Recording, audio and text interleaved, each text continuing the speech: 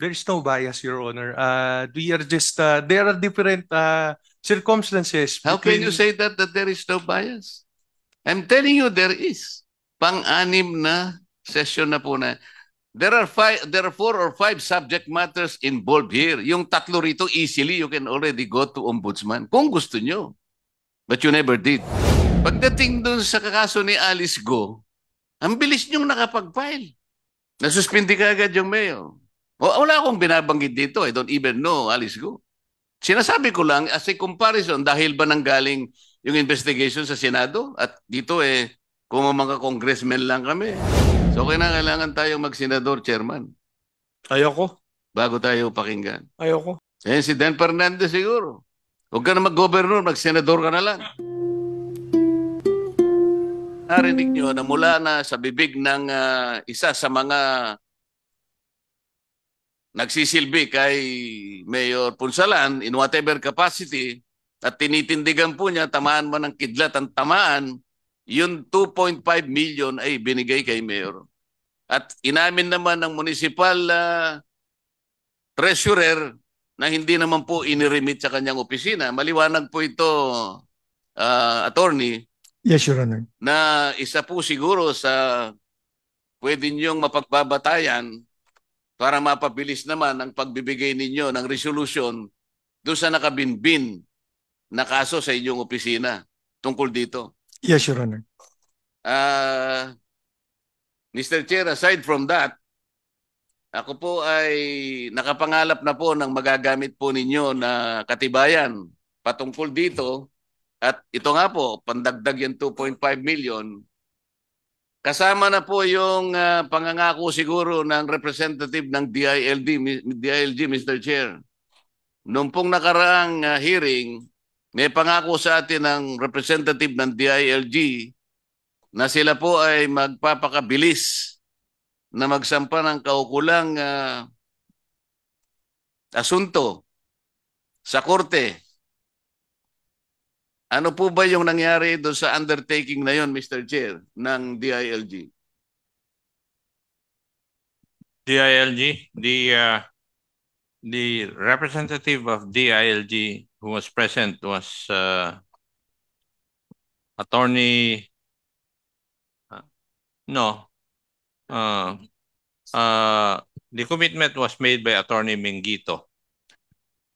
Your Honor, Attorney Mengito is not here, but I'm Attorney Jackie Paulina from DILG Region 3. Together with me is Attorney Rico Alday from the DILG Central Office. Your Honor, regarding the undertaking of the DILG, we have already coordinated with the Sangguniang Panlalawigan, and we are currently having a case build up, especially, Your Honor, on the possible cases to be filed before the Office of the Ombudsman, since some of the cases were already either decided by the Sangguniang Panlalawigan or ongoing to the Sangguniang Panlalawigan. That's why, Your Honor, we are exploring other grounds which were not yet covered by the Sangguniang Panlalawigan so as to not violate the rule on forum shopping, Your Honor. Mr. Chair, may we know from the representative of the DILG, to what extent have you done this initiative in relation to the possible filing of cases or in determining whether or not these cases has progressed at some point? Nasa na po tayo? Because this committee is in a position to furnish you the pieces of information or evidence you required to do just that. Kung halimbawa po kung kami lamang po, matagal na po kami nakapag-file, hinihintay lang namin kayo So ilan na po, ano po bang nakuha nyo ng ebidensya? Kasi kung wala kayong ebidensya, puntahan nyo lang ako, nasa akin lahat Yes, Your Honor. We will actually, Your Honor, coordinate. So far po, sa Sanggunian po, nakuha po namin yung mga documents po as regards the 5 issues po on the House resolution, if I'm not mistaken, 1503, Your Honor. Pero we will also coordinate with the Committee on Public Accounts po. Actually, today po talaga kami makikipag-usap kay Committee Secretary para po makala po yung mga other documents since actually marami na po kaming nakuha kay board member Canlas during the time na nag-usap po kami. And kasi po, Your Honor, voluminous, since una po, voluminous document. Second po, majority of the documents are in Kapampangan language, Your Honor. That's why po, sinasummarize po namin, especially the minutes of the meeting, para po for easy case build-up. Pero as of now po, Your Honor, sa mga nakuha po naming documents kay doon po sa Sangguniang Panlalawigan, the issue on the purchase of lot for the expansion of the municipal hall, we have already found suitable recommendation po para po sa atin pong secretary. Sa regional office level po ito. As to the alleged fraudulent reclassification, Your Honor. So we've gathered po the resolutions, yung dalawa pong resolution, and also the minutes of the meeting, which we have already evaluated, and we will draft the appropriate recommendation. Unfortunately, Your Honor, as to the San Simon Bridge project, yun po yung kailangan po sana namin ng tulong from the committee because apparently wala pong documents as regards that from the Sangguniang Panlalawigan. That's why yun po yung hihingin po din namin sa inyo, Your Honor. With your indulgence, Honorable Marcoleta, if it will not disturb your trend of questioning. Thank you. May I ask the attorney, kailan po ninyo, may timetable po ba kayo na kailan nyo matatapos yung investigasyon, makapag-file po kayo ng appropriate charges? As stated by the Honorable Marcoleta, kung gusto po nyo ng ebidensya, pumunta lang po sa kanya at nasa kanya po yung mga ebidensya. Your Honor, we will convene with the central office po as to the timeline. Pero rest assured po that we are doing our best po para matapos po immediately po itong case build up. But we will Madam, pang-apat ko ng balik dito sa Kongreso, yan ang palagi ko naririnig. And that is precisely the reason why I'm asking you for a timeline. Can you give us an estimate of when you will be able to finish your investigation and file the necessary cases?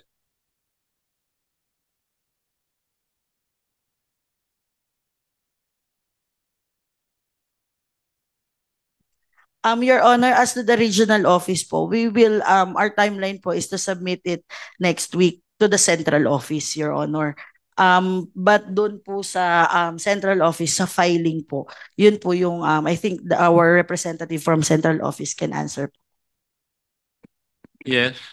Your Honor, to be honest, it will be hard to commit a timeline due to the number of the respondents involved and the amount of the documents that needs to be investigated thoroughly. And also, Your Honor, not making an excuse lang po, pero most of the documents are in local dialect. So the central office is really having a hard time in really trying to work closely with the region in order to create a coherent and effective complaint against the respondents, Your Honor. I'll change my question. When would be the longest time that you will be able to present your findings? Can we, Your Honor, give us a month? From now? Yes, sir. Would that be amenable to the Honorable Marcoleta? No, Your Honor, because number one, I do not think that you can use the proceedings in vernacular as an excuse. Hindi lamang yun eh. Ang pinag-uusapan natin is the expansion lang eh. Where you will probably dissect the proceeding in the Sangguniang Bayan which was made half Tagalog and half Kapampangan. Eh. Ang daming documents eh. At saka ito pong resolution nito, Mr. Chair. Apat ang subject matter nito eh. Yung tatlo rito halos completed na eh. Yung sinasabi nila na Kapampangan na yun lamang participation ni Mr. Santos in Sangguniang Bayan ng San Simon at saka yung Sangguniang Panlalawigan.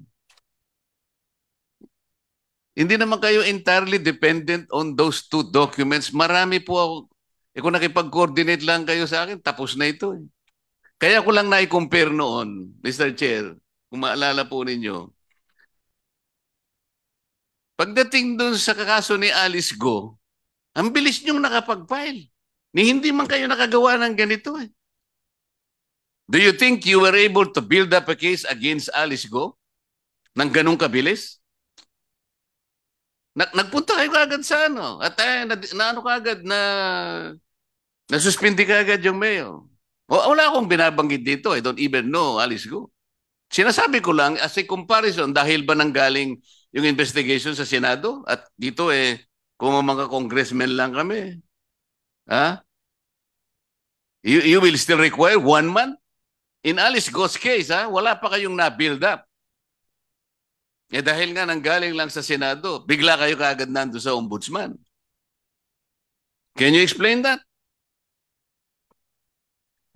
Your Honor, respectfully speaking, Your Honor, even before the Senate hearing, the DILG has already formed a task force. Congratulations. investigating Bamban. Pagdating sa amin pala, hindi nyo ginawa. Dahil Senate investigation, even before they can complete their report, if they were able to do that, meron na pala kayong task force. Pero kami, this is already the 6th hearing. You did not even bother to create any task force. You see the difference? There is no bias, Your Honor. We are just, there are different circumstances. How can you say that there is no bias? I'm telling you there is. Pang-anim na session na po na. And I even manifested before. Ako po marami akong ebidensya. Kung inihintay nyo yung pinakahuli, hindi ganon. There are 4 or 5 subject matters involved here. Yung tatlo rito, easily you can already go to ombudsman kung gusto nyo. But you never did. Eh yun ang bias. So kailangan tayong mag-senador, chairman. Ayoko. Bago tayo pakinggan. Ayoko. Eh si Dan Fernandez siguro. Huwag ka na mag-governor, mag-senador ka na lang. Medyo, alam po nyo, nasasabi namin to kahit napabiro lang. Medyo nagsisintimiento kami. Dapat po parehas ang tingin natin. Pareho namang mayor ito eh. Di ba? Yung pong ombudsman sana, wala rito. Ganun po yung commitment din na binigay sa atin. Nakahanda po kami na ako po, with the permission of the chair of this committee and the members, meron na po akong sariling parang summary lang na consistent naman po sa findings ng committee as a whole. Kung mangangailangan lang po kayo ng tulong, sinabi ko naman sa inyo to, at least 3 na subject matter, kompleto na po sa akin. Pero kayo, naghahanap pa kayo. 1 month pa. Alam po ba ninyo, next week, yung suspension ni Mayor Ponsalan, tapos na? Tapos na po. Kaya po, Mr. Chair, yung NGCP, nagtataka ko hanggang ngayon, nasan po ba yung NGCP, Mr. Chair? Baka para naman po malaman natin kung interesado pa sila o hindi. Yes. Good morning, Your Honors. For the record, there was also a commitment of the Yes, Your Honor. National Grid Corporation to file a case against Mayor Ponsalan. Yes, Your Honor. And I'm here to inform the committee of the development insofar as the case filing. Your Honor, we already engaged an external counsel, and this collaboration is quite fruitful because another cause of action has been identified. by our external counsel. And since this is an external counsel, Your Honor, we are awaiting board authority, Your Honor, to authorize the external counsel to litigate the case against San Simon Mayor, Your Honor. Mr. Chair, may I know when was the first commitment made by NGCP before this committee that they will file an appropriate action against Mayor Ponsalan? From the record, Mr. Chair, it From was the record, Mr. Chair, may we know? May 14 and I think June 25. So, between June 25, Mr. Chair, until today, mga ilang araw na po yun, Mr. Chair. With all due respect. Comsec, please compute. Pinagko-compute ako 6 ni weeks. Honorable Marcolete. 6 weeks, Mr. So, are we made to understand from the representative of NGCP that it will take you more than 1 month to prepare a complaint?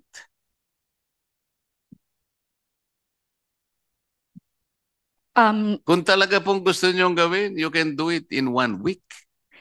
Your Honor, With all due respect, kung gusto niyo pong gawin yon, ang linaw lamang po yun, hindi naman complicated po ito eh. Yun pong inyong aktibidad pinatigil nang walang basihan, nang walang legal basis. I think for a lawyer worth his salt, he can prepare a case in 2 days. Mr. Chair. Ganun lang kasimple, pinatigil kayo, walang basis eh. Bakit po ngayon sinasabi natin you are explaining the development in engaging an external counsel? So development pa lang, Mr. Chair. Palagay ko isang buwan na naman po ang sasabihin nila. So are you interested really, Madam? Kasi po magko-concentrate na lang po kami sa DILG, baka sakaling yung 1 month na sinasabi nila 1 week. Can we do that, Mr. DILG? Wag na pong 1 month. Ito po yung mga ebidensya na sa amin. Sir, the department will do their best efforts to immediately file the complaint, Your Honor. We do not buy best efforts in this committee. You commit. Your Honor, unfortunately, I do not have any authority to commit a very hard timeline to the committee. However, I can promise the committee that we will do our best effort to file the complaint as soon as possible, Your Honor. Mr. Chair, sinasabi niya, we're imposing a very hard timeline. Are we, Mr. Chair? Are we imposing the DILG a very hard timeline? I'm supposed to ask the questions, Your Honor. So, if you're asking for my personal opinion, we're not. Alam niyo, kayo yung nagpapahirap eh. You do not get it. In the case of Alice Go, even before the Senate are able to ask all the questions, meron na kayong task force. Bakit hindi nyo ginawa din dito ito?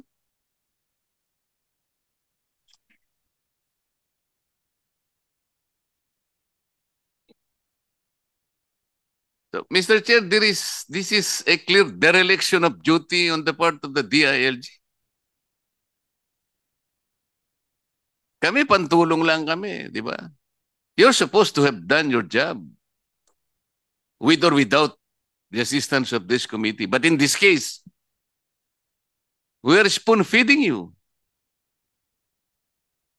Kasi nga nakalagay nga sa charter ninyo, hindi nyo naman matatanggal kasi until and unless you go to court. Palagi yun ang sinasabi nyo. But if you do not go to court, wala rin mangyayari kahit anong gawin namin. Gusto nyo, ang committee pa ang pupunta sa court? Huwag naman sanang ganun. That is not our job anymore. So we want a better answer from you. Do not say that we are imposing a hard timeline on you. Kayo po ang gumawa nun eh. We're not questioning your competence to do your job. Kaya lang, yung bias talaga nakikita namin. Can you see the difference, sir? Mr. Chair. Mr. Chair, Parliament, just a point of inquiry, if I may, Mr. Chair. Honorable Marcoleta, Yeah. with your indulgence, One question.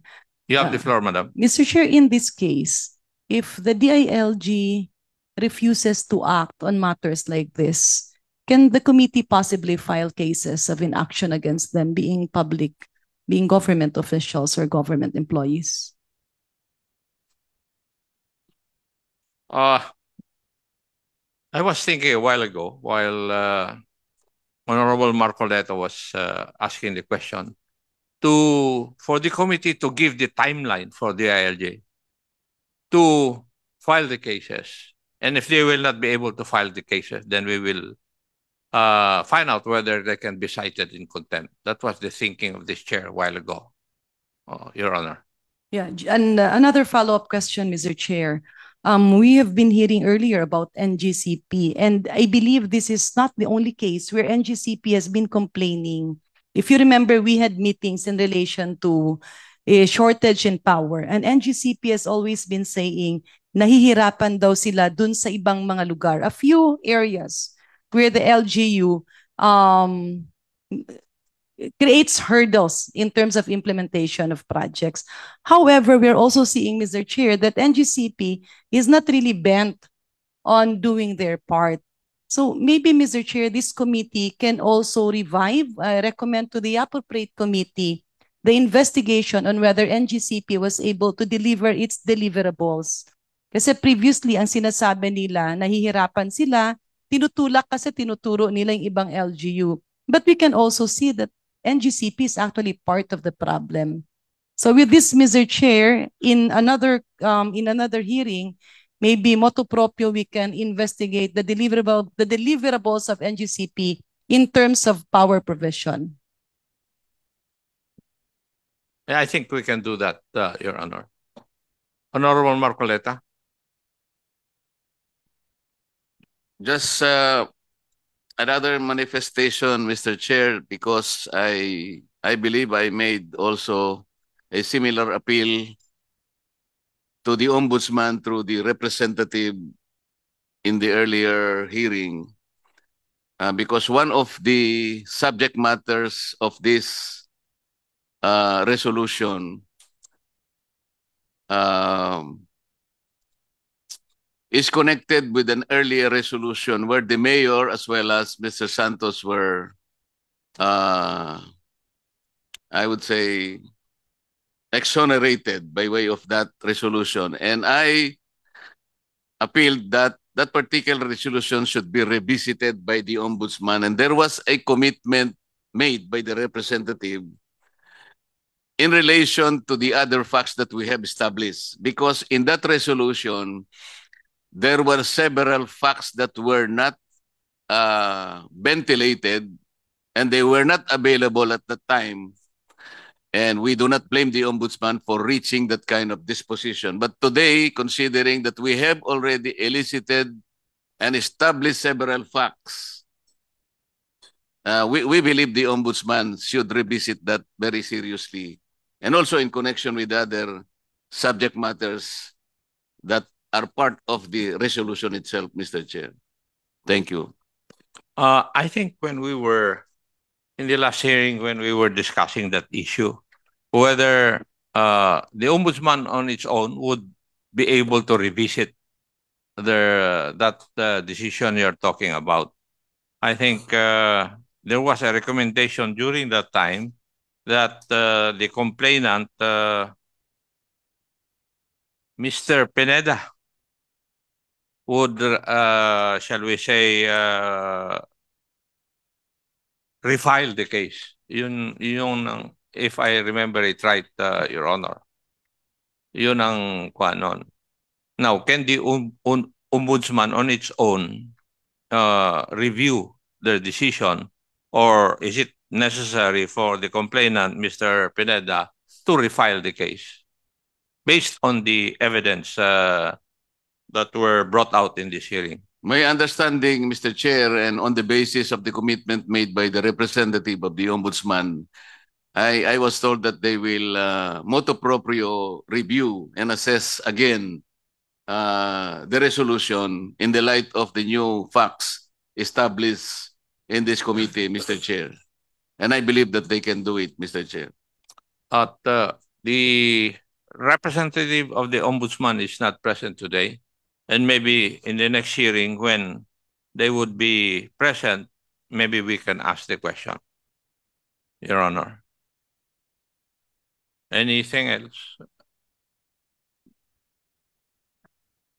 Well, in regard to the revelations in connection with the Office of Engineer Bonus, Mr. Chair, considering that his statements, earlier statements were disputed, and now we have established that there was really violation in relation to the bridge in Santa Monica, considering that there was a prior contract, and then that contract was not even terminated properly, meaning to say there was no legal measure taken in order to terminate the prior contract, and there was another contract that was made between the municipality and the later contractor. What happens with this with all these activities taken by the Office of the Municipal Engineer, Mr. Chair? And considering further that in a subject matter called or labeled reclassification resolutions, there are several contracts presented and duly established before this committee that the notary public is a non-existent impostor. And the Office of the Engineer Bonus tolerated all this. These are all contracts, Mr. Chair, entered by the municipality with the consent of the municipal engineer. Paano po ba lahat yun? Well, 5 lamang po yung nakuha ko, and I promise to get more. And I think there are more contracts. They were all summarily notarized by a person who is not a lawyer. Not only that, he is not a lawyer. I think he is non-existent. His name is bogus. His name does not appear in the register of the Supreme Court on the roll of lawyers. So, minanufacture nila yung pangalan, and these are all contracts entered into by the municipality. The ILG representative, are you not cautioned by all this, I would say, scandalous? Ano na ito eh, iba na eh. Even the notary public, you see, they cannot even engage a notary public. Yung totoong-totoo, samantalang nakalagay doon sa acknowledgement. The mayor personally appeared before me. Eh wala namang taong ganun eh, ang pangalan. So how would you process all this? Kasalanan, ngayon wala lahat yung mga members ng Sangguniang Bayan. All of this must be addressed, Mr. Chair. So baka magalit na sa akin si Rep. Daguok, Mr. Chair. Baka meron kayong gustong itanong. Thank you very much, Mr. Chair.